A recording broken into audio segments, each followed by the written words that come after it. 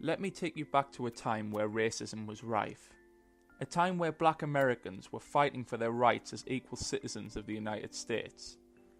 A time where black Americans would be lynched, tortured, and discriminated for a detail that they couldn't control: the colour of their skin.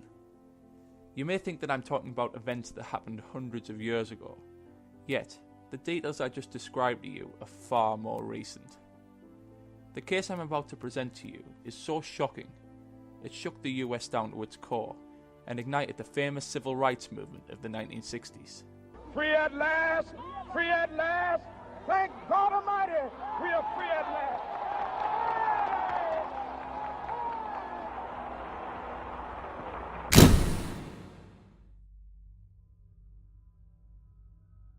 24th of August, 1955. Emmett Till, a 14-year-old African-American teenager from Chicago, had just arrived in Money, Mississippi 3 days ago to visit family.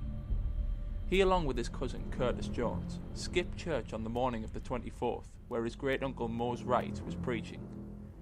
They met up with a group of local boys and headed towards Bryant's grocery and meat market to buy candy. The shopkeeper at the time was Carolyn Bryant.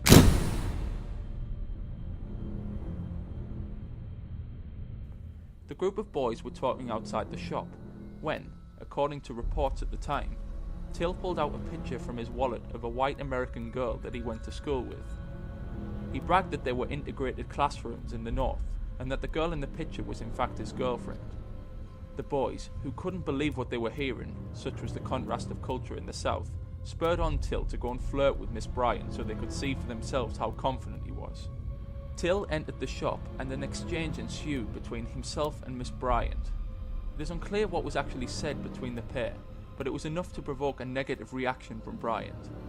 She subsequently ran to her car to retrieve a pistol from underneath the front seat, and, as she did this, Till wolf whistled at her before he and the other teenage boys ran away.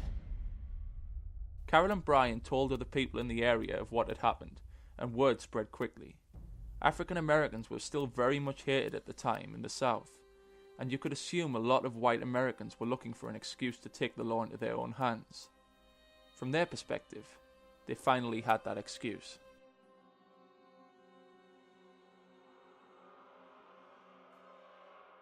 August 28th, 1955. In the early hours of August 28th, 1955, two men knocked on the door of Preacher Mose Wright's house. Mr. Wright opened the door, and standing there was J.W. Milam and Roy Bryant.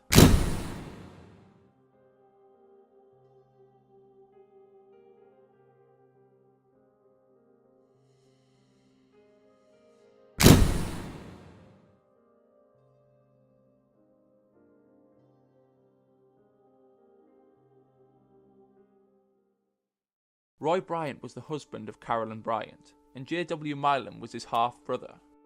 They asked if an African American from Chicago was in the house, as they wanted to speak to him. They demanded to Wright that he take them to, quote, the boy who did the talking. Once inside the house, Bryant and Milam were escorted to Till as they threatened Mr. Wright with his life.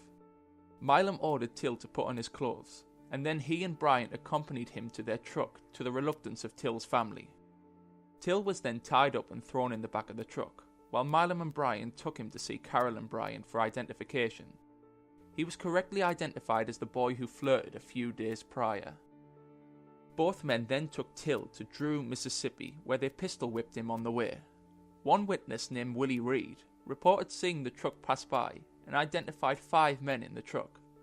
Reed testified that Milam and Bryant were riding in the front, whilst 2 black men, Henry Loggins and Leroy Collins, were in the back with Till. Loggins and Collins both worked for Milam and were allegedly forced to help with the beating. Till was supposedly resilient in his defence and would not succumb to the many blows he endured. Milam and Bryant realised this and subsequently loaded Till back into the truck and drove to a local cotton gin farm in search of a heavy object that could act as a weight. Milam knew the owners were replacing equipment and conveniently found a discarded cotton gin fan. He ordered Till to pick up the fan, which weighed approximately 70 pounds, and take it to the truck. The beaten Till struggled with his task, but managed to carry it from the farm to the vehicle. Milam and Bryant then drove Till to a spot along the Tallahatchie River. They ordered him to strip naked as to humiliate him. Milam then asked Till a question. He asked him if he thought he was as good as himself and Bryant. Till replied with a simple word.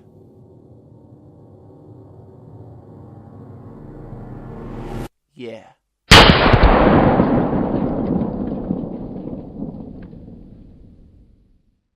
As soon as Milam heard this response, he shot Till in the head. He and Bryant then attached the 70-pound cotton gin fan with barbed wire to the head of Emmett and rolled him into the river.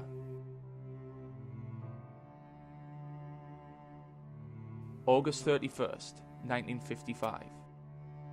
Emmett Till's body was found 3 days after his kidnapping and murder by two boys who were fishing in the Tallahatchie River. His body was very swollen and viciously mutilated. Details include an eye that was dislodged from the socket, a gunshot wound above the right ear, and various bruises covering his hips and back from the pistol whipping he received.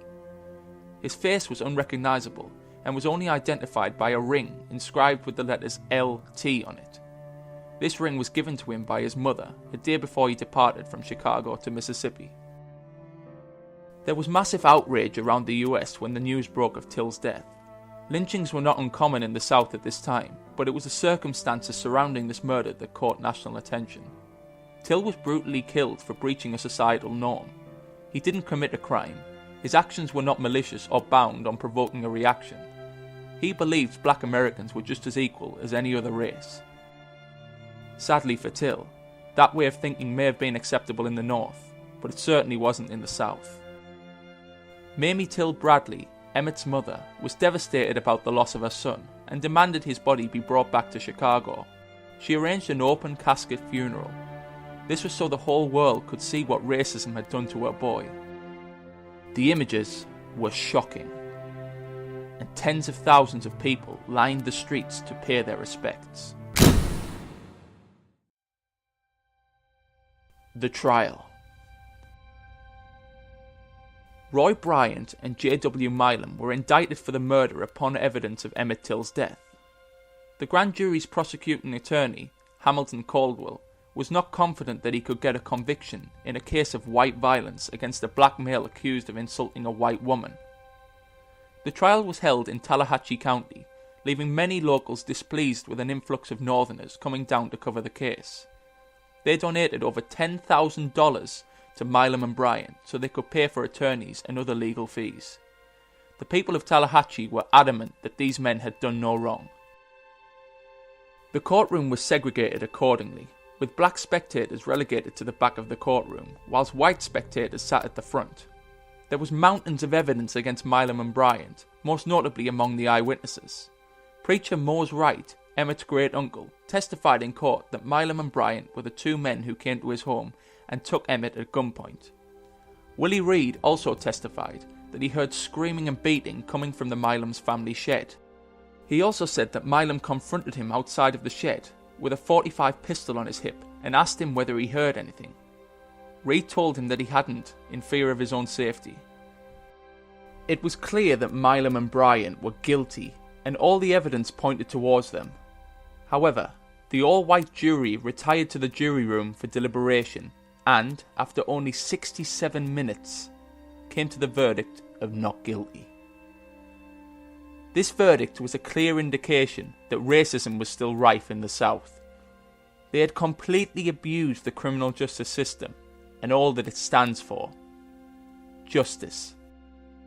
Justice was not served in this case. Milam and Bryant were interviewed only a few months later to the sum of $4,000, where they confessed to the murder. Unfortunately, they could not be charged with the murder again due to the Fifth Amendment in the US Bill of Rights. The Fifth Amendment states that you cannot be charged twice for the same crime.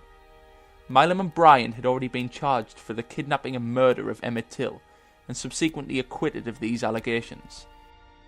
Fortunately, Emmett Till did not die in vain. His death acted as a catalyst for the civil rights movement that ended segregation in the US just over 10 years later. Perhaps this tragic event sparked African Americans to stand up for their rights. Starting with a certain woman only a few months later, that refused to give up her bus seat.